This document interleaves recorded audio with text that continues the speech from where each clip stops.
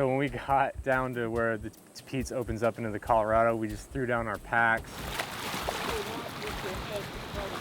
We don't have water like this in Texas. Which is the greatest feeling after being baked in the sun.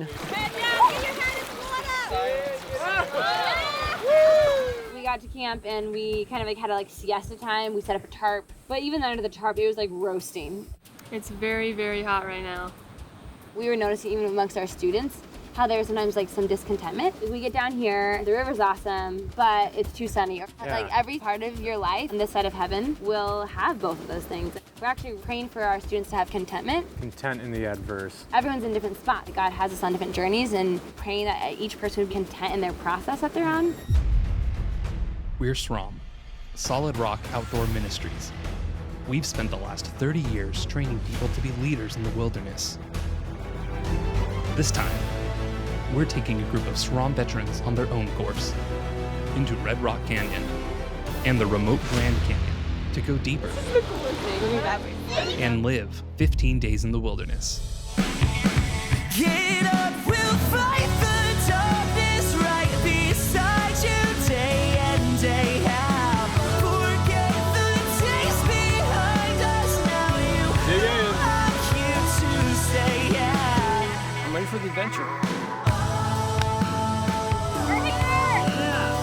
Here are our stories in the canyon.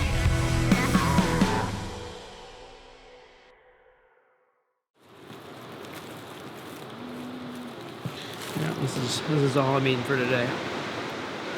It's 8:50 in the morning, and I have feel like I've sweat through my shirt already. But this is definitely the best tasting goldfish I've ever had. All right, Kelly says we have 3 minutes. Good done. Whenever you get a chance to hike along the Colorado River, that's always just a super awesome blessing.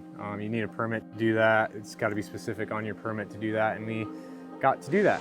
Seeing the sunrise, we see it come in, the cliffs are just glowing. We're here, we're at the bottom of this thing, and there's so much above us. My favorite part about hiking in the proper gorge of the Grand Canyon is you look up, just thousands of feet of wall above you, but that rim you're seeing is not even the rim of the canyon, it's just the start of the Esplanade, and then there's another whole layer above that. So it's just it can be mind-blowing. Yeah. You just feel so tiny, Yeah. because you're looking up, you're like, whoa, and then you're like, that's not even the top. What the heck, man? It's cool.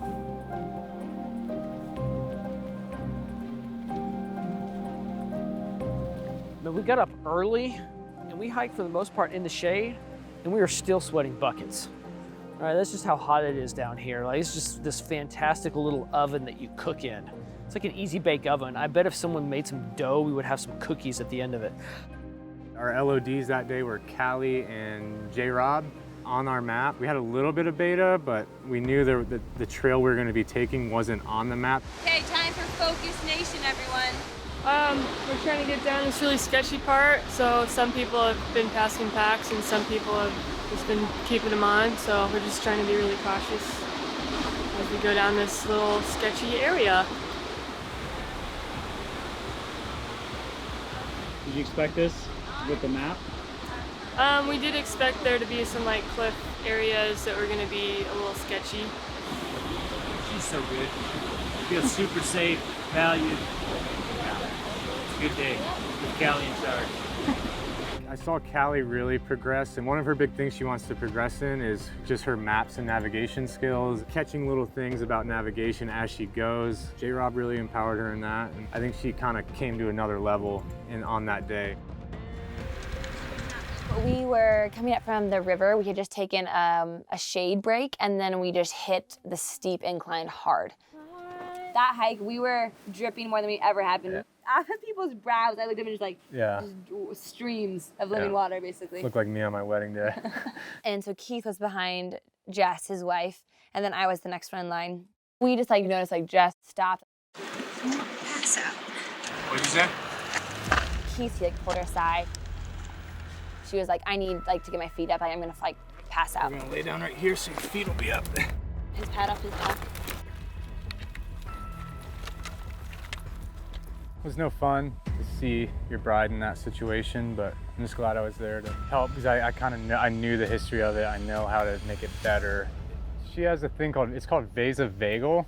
Basically, all of a sudden, like you can probably speak more to the feeling of it, but like an overwhelming sensation of fainting. I wore a heart monitor for like a week because it was happening so often. Turns out I have like, I don't know if it's a weak heart valve or what it is, Like but a it'll... flappy valve. Yeah, like a flappy valve. And the doctors told me that sometimes it'll stay shut and blood stops flowing. So it causes me to pass out. So sometimes pain will do it, sometimes the sight of blood. Even the idea of something squeamish will do it. It's just different triggers for different people. And mine was triggered today for sure. It wasn't necessarily the heat. So it didn't need to be treated like heat exhaustion or dehydration, just the specific thing of just getting blood to her brain. When I stood up, I mean, I realized Keith was holding me, someone was handing me Gatorade, someone was holding up a sleeping pad to shade me. Really, you guys don't have to. Oh, girl. No, we got it. After it happened and I saw everyone taking my things to take some weight out of my packing, and at the time, it was really difficult for me because I didn't want to accept it and I didn't want to put a burden on anyone else. This is family, this is community. He just really spoke to me and said, accept their love and accept their grace, and it was great. Which that was actually one of your course goals, was Yeah. to experience that community. Acknowledge all power and authority rests in you, and that includes this condition. It really boldly happens out here on these courses. And I experienced it in a way that I was not expecting, but it was very clear. It was beautiful. We like pressed the saddle. Then we crest it, and then we get to the top, and we all like line up and like fist pump, high fives on the whole thing. You could see Deer Creek, and you could just see that it was light, oasis. like green.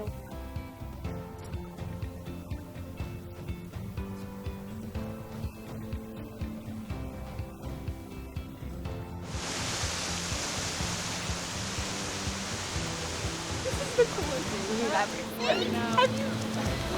What? I mean, look at this. Right there. Deer Creek was Heaven Part 2.